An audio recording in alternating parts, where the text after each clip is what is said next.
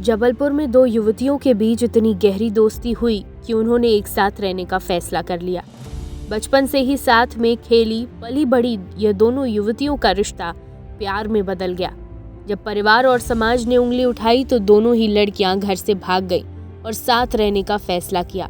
इनमें से एक युवती की उम्र 18 तो दूसरी की 22 साल है। दोनों ही लड़कियां जबलपुर के खमरिया इलाके में ईस्टलैंड में रहती हैं, पड़ोसी हैं और आपस में दूर की रिश्तेदार भी। 22 साल की युवती के माता पिता गुजर गए हैं, वह अकेले रहने लगी।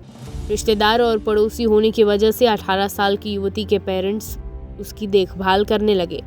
बताया गया कि 18 साल की युवती के पिता जब भी नशे में झगड़ा करते थे, जब पेरेंट्स उसे पीटते थे तो वह बचने के लिए दूसरी युवती के घर चली जाती थी।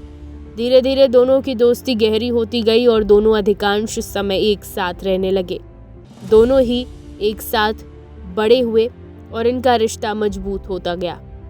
दोनों ने ही ताउम्र अपनी जिंदगी बिताने की ठान ली और उन्हें पता था कि परिवार वाले उनके रिश्ते को नहीं अपनाएंगे, इसलिए उन्होंने भागने का फैसला कर लिया। और इस बीच परिवार को उनके रिश्ते की असलियत पता चली। दोनों ही युवतियों के गायब होने पर लड़कियों की गुमशुदगी की रिपोर्ट दर्ज कराई गई। दोनों युवतियां 2 महीने तक भोपाल में रहीं। 18 साल की युवती की कस्टडी पाने के लिए पिता ने हाई कोर्ट का रुख किया। उन्होंने कोर्ट में बंदी प्रत्यक्षीकरण याचिका दायर की।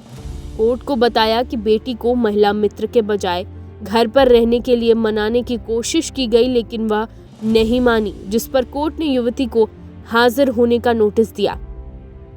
सोमवार को हुई सुनवाई में हाई कोर्ट के चीफ जस्टिस रवि मलिमठ और जस्टिस विशाल मिश्रा की डिवीजन बेंच ने कहा कि लड़कियां बालिग हैं और अपनी जिंदगी के फैसले खुद ले सकती है। सुनवाई के दौरान न्यायालय के आदेश पर दोनों युवतियों को जाने दिया गया।